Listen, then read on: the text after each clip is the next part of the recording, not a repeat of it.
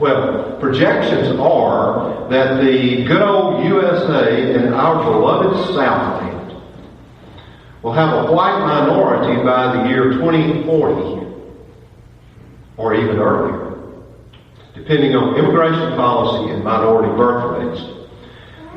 That will mean the end of things as we know them. You can sugarcoat it any way you want to, but that will mean the end of our civilization. Now the question is, are you going to fight for it? That's a simple question. I always like to break things down to their fundamentals, their raw fundamentals. The question is our civilization, the one our blood kin or blood ancestors have built, worth a struggle? If it's not, just go drink, carouse, have a good time until the end comes. But there are some of us who are going to fight. And I mean fight, and like Josie Wales said, fight like you're a mad dog. I think the quote was something like, there comes a time when you just got to get pure mad dog mean. And if your civilization is worth fighting for, that's what you'll do. And you will let nothing deter you from it, from the fight.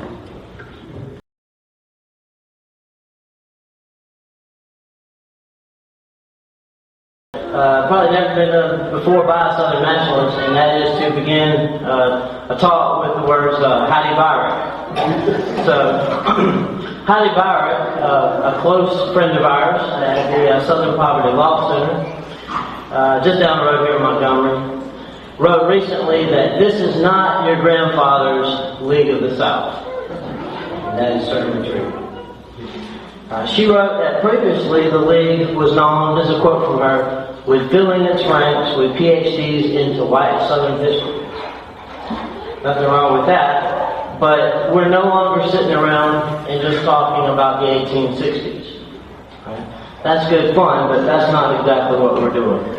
What we're doing is taking a Southern nationalist message, our message, the message of the League, to the people directly. Byrick got a lot of facts wrong in her hit piece against us, including attacking Dr. Hill and I personally.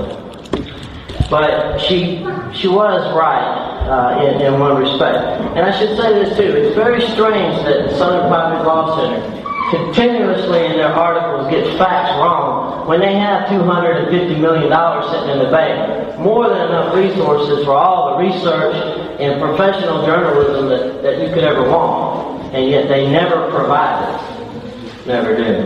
But at any rate, Byrick did get one thing right.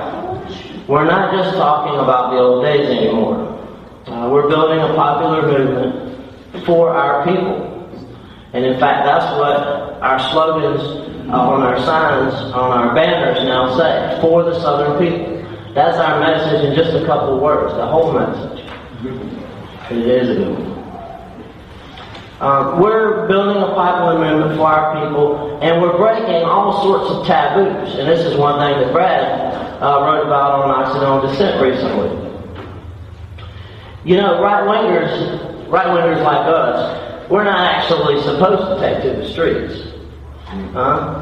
We're supposed to vote for the lesser of two evils every 4 years, and then go home and go about our business, and let the left rule the streets and set the agendas. That's what we're supposed to do as good right-wingers, right? Well, we're smashing that taboo.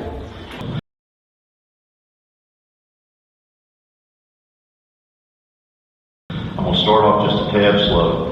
Reason being is I needed to find some words. But let me say this first.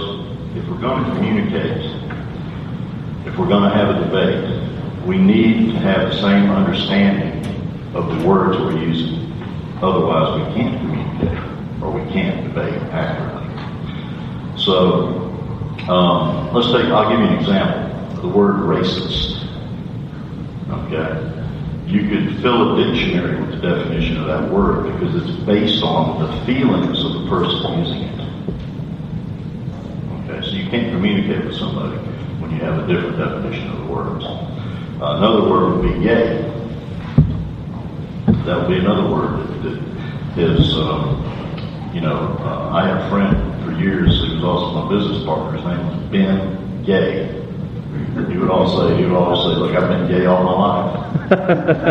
Or he would say, I'm Ben Gay, don't rub it in. But anyway, when he said he was gay all his life, he wasn't gay today. He was not an abomination. He was just a happy-go-lucky kind of person. He really was. But anyway, the definition of those words can fill dictionaries now. Weapon of mass confusion. Well, anyway, the United States has no national identity, and I think it was Kerosene Billy that somewhere in one of his writings said that it's too bad that the United States didn't have a proper national adjective. I mean, what are they going to call you, United States again? Something like that. But anyway, the U.S. has no national identity. It's a modern state syndicate or an artificial corporation. It was made by war of subjugation, forcing two separate nations into one, and then falsely calling itself a nation. It's done by the same method used by the French, by Bismarck. There were more independent countries in Germany than there are in the world today before Bismarck unified under the policy of blood and iron. And let's say Hitler was a nut. I'm just saying that for, let's say, what would he have to work with if Bismarck had not unified Germany? It's just something to think about. I mean, so what if he was a nut? He'd probably still been a beggar in Vienna. I don't know. But anyway, this method of massive centralization that was used by Bismarck, the French, Lenin, and the United States government, still going on today, follows right along with Webster's 1828 definition of a nation. It doesn't follow along doctrines. So that's something that grows from the bottom up. It's not imposed from the top down.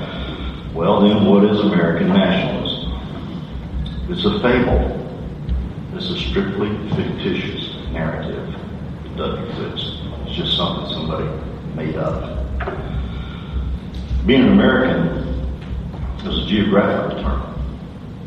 You can be from South Carolina, Guatemala, Chile, Quebec, Argentina, Georgia, Alabama. You're an American because it's a geographic term. There's 2 American continents and 3 American, you got North America, Central America, and South America. So whenever I'm in a conversation trying to explain Southern nationalism to someone, and you get that look like, what do you mean? We're all Americans here, right? I'll look back at him and say, well, geographically.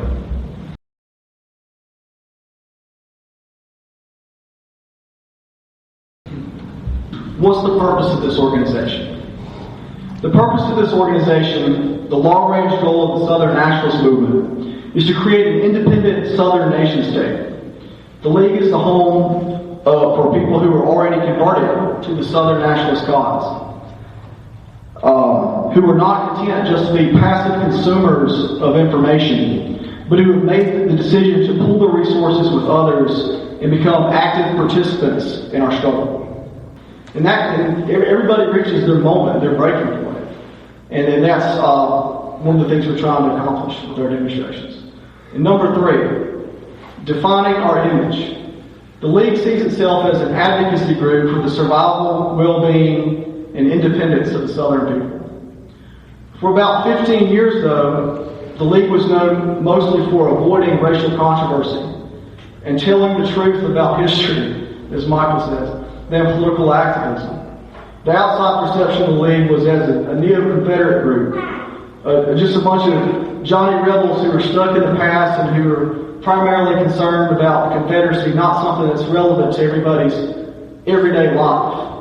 I mean, if you're just driven by nostalgia, that's everybody else is not driven by nostalgia. They're just driven by what's happening in their communities today, not like 100 years ago.